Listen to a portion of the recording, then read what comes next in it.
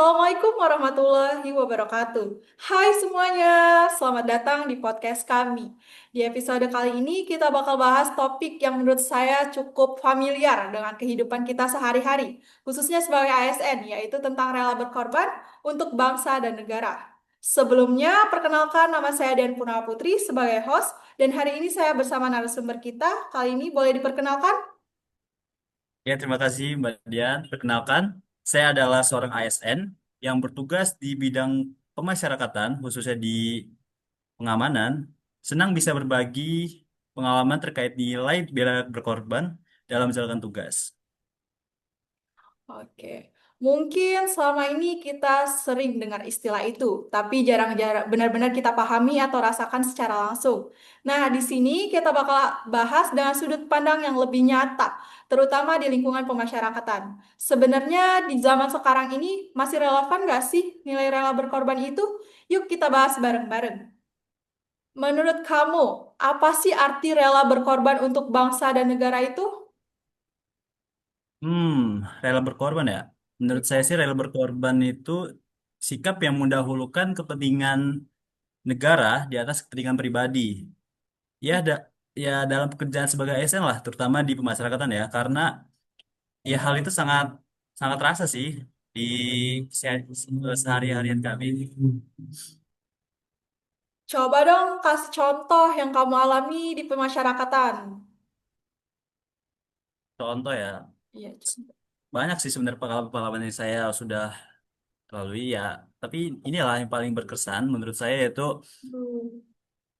ketika saya harus membantu melaksanakan mutasi warga binaan dari kantor saya di Rutan Kelas 1 Bandar Lampung menuju ke daerah. Kemarin tuh ke mana ya? Lapas Kota Bumi, kalau nggak salah itu.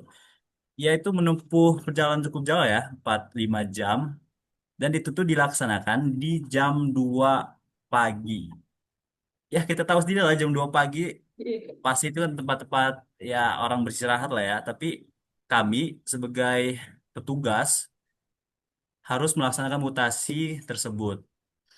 Ya dengan kondisi yang mental yang ya begitulah. Tapi harus melakukan itu dengan aman dan sesuai prosedur. Waduh, berarti tidak mudah dong jadi ASN di pemasyarakatan. Selain itu, ada apa lagi tantangan terbesar kamu dalam situasi tersebut?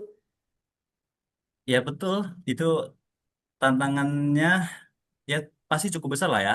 Selain kondisi fisik yang cukup lelah, kami juga harus tetap fokus dan ya harus selalu waspada tentunya.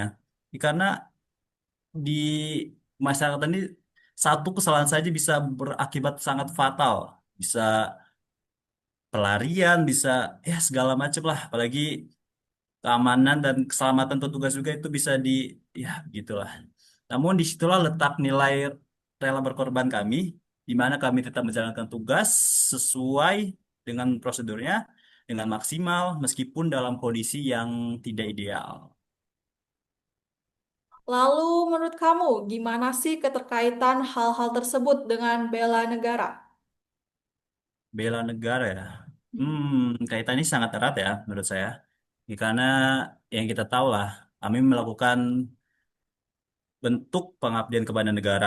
Ya, dengan menjalankan tugas secara profesional, kami juga ikut menjaga keamanan serta membantu proses pembinaan warga binaan agar bisa nantinya saat keluar dari lapas atau rutan bisa diterima kembali oleh masyarakat.